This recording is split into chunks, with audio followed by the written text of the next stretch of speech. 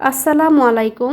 Farzana's new recipe চ্যানেলে সবাইকে স্বাগতম জানিয়ে শুরু করছি আজকের রেসিপি। আজকে আমি ভীষণ মজার একটি ডেজার্ট তৈরি করে নিব। আর এই ডেজার্টটি আমি তৈরি করব সাবুদানা আর তরমুজ দিয়ে। এখন যেহেতু গরমের সিজনে আপনারা এভাবে ডেজার্টটি ট্রাই করতে পারেন। ছোট থেকে বড় সবাই অনেক পছন্দ করবে। এই প্রচণ্ড গরমে মন প্রাণ কলিজা ঠান্ডা হয়ে যাওয়ার মতো একটি ডেজার্ট রেসিপি।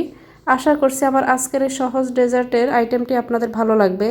এখানে প্রথমে আমি ডেজার্টটি তৈরি করার জন্য বড় সাইজের 1 কাপ সাবুদানা নিয়েছি।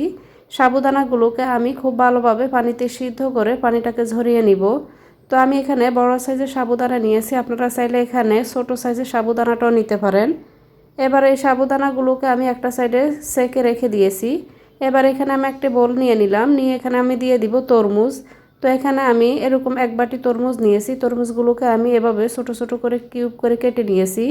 দিয়ে দিব 3 টেবিল চামচ পরিমাণ রুয়াবজা সিরাপ। এবার দিয়ে দিব 3 টেবিল চামচ বাসিল সিড, মানে এখানে তোকমা দানা। আর এখানে দিয়ে দিব 600 ml পরিমাণ জাল করে ঠান্ডা করে নেওয়া দুধ। এবার দিয়ে দিব আমি এখানে 1 চিমটি পরিমাণ লবণ। দিয়ে এই সবগুলো উপকরণ আমি একটু মিশিয়ে নিব। এখানে আমি যে তোকমা দানাটা নিয়েছি, তোকমা দানাটা কিন্তু ভিজিয়ে রাখার পরে এখানে 3 টেবিল চামচ নিয়েছি। এই সবগুলো উপকরণ খুব ভালোভাবে মিশিয়ে নেওয়ার পর এবার আমি এখানে দিয়ে দিব সিদ্ধ করে রাখা সাবুদানাগুলো। তো আমি সাবুদানাটাকে এখানে দিয়ে দিচ্ছি, দিয়ে আবার এগুলোকে মিশিয়ে নিব।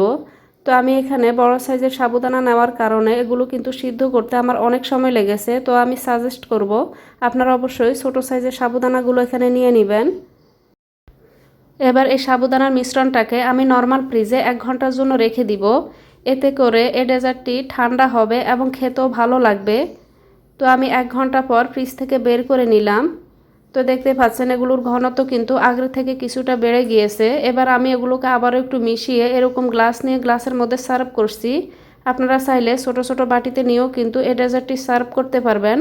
তো আশা করছি আমার আজকের এই সহজ ডেজার্টটি আপনাদের অনেক ভালো লেগেছে। এরকম আরও সহজ ও মজার রেসিপি পেতে প্লিজ চ্যানেলটিকে সাবস্ক্রাইব করে রাখবেন, সেই সাথে ভিডিওতে একটি লাইক দিয়ে দিবেন।